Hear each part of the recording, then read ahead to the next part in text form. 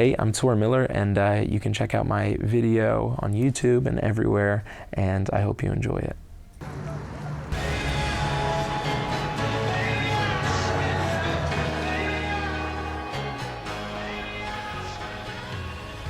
Well, I mean, I was born in Manhattan, you know, and it's my hometown, and I think there's just so much that stimulates me in New York City, and there's so many things that you see and different walks of life and relationships and whatnot that I've had there that and experiences that really have just sort of shaped who I am. And it's a place that has always been so important to me. And then when I moved to New Jersey, it always became this thing about going back to New York. And I eventually did. I went to NYU in New York City. And so I made it back and I started playing shows and then eventually got signed. So I was doing all these things that, you know, living out my dream. And I think it just feels like such a special city to me.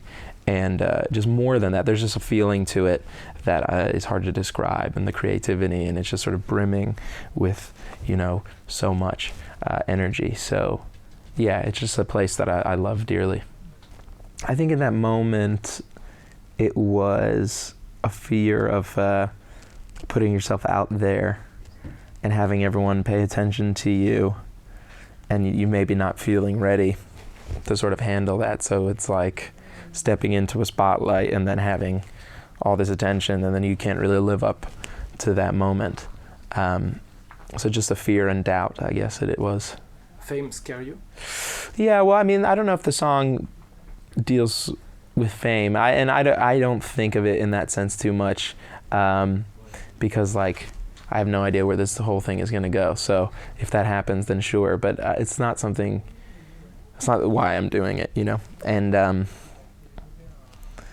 but I guess it could be kind of scary. I don't know. It's like I have no way to base what that experience is like. So I don't know anyone who's famous. So. It was an incredible experience, you know.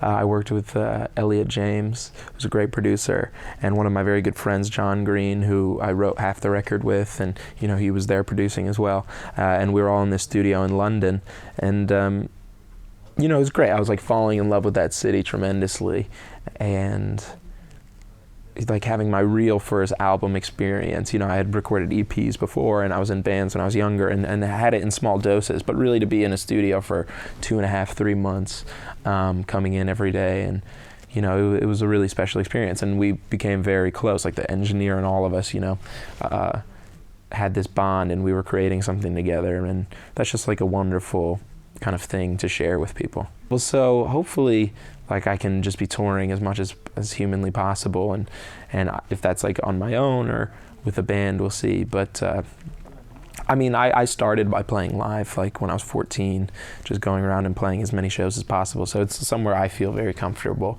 and has been something I really enjoy doing. So bringing the album to life in a live setting is, you know, always pretty great.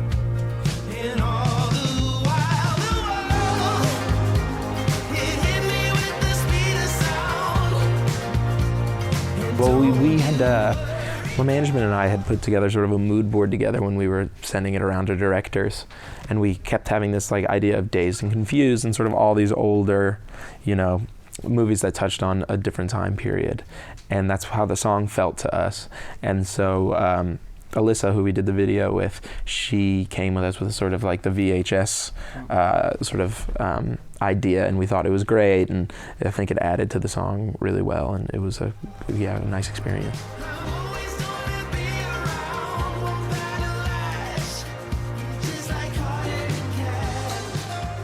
I mean, it's like, it's pretty surreal. It's been such a long time coming, so for it to actually be out there, it's like, it just doesn't even, I don't know, it doesn't even feel like it's real, but it's just such an accomplishment to me to finally have it out and for fans to listen to and for people to discover. It's exciting. I mean, and now I'm just like excited to play those shows and to write more and record more and put more stuff out there and just keep it going. It just feels like a good first step. Yeah, well, that inspired me to start making stuff. I think that it was like a mix. Like I was at a very like impressionable age. I was like 10 or 11, and my mom gave me a lot of songs to listen to. So I listened to those up and back every day for like half a year, you know, and just, you know, knew those songs like the back of my hand. And then I was in New Jersey and on this farm after living in a city, and I was just tremendously bored and alone. And so I had nothing to do. And so I started sitting down at the piano and writing songs and singing, which I'd never really done before. And a lot of it just had to do with how much time I had.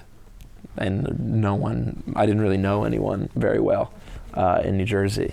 So it was a mix of, yeah, loneliness and boredom, and like also coincidentally really loving like David Bowie and who I had just discovered, and Elton John and whatnot.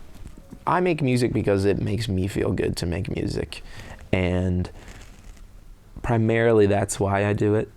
And so I'm just doing it selfishly because I like to do it and I don't want to do anything else. What I would hope my music is accomplishing is, you know, I just hope that people think it's quality and it like means something to them. If it means something to other people like it does for myself, and if it makes you feel good or sad, or if it makes you feel however, I just want people to get to really feel it when they hear it. So I'm just trying to make good music and put it out in the world, because there's so much music out there, you know, and just try to add a positive to it.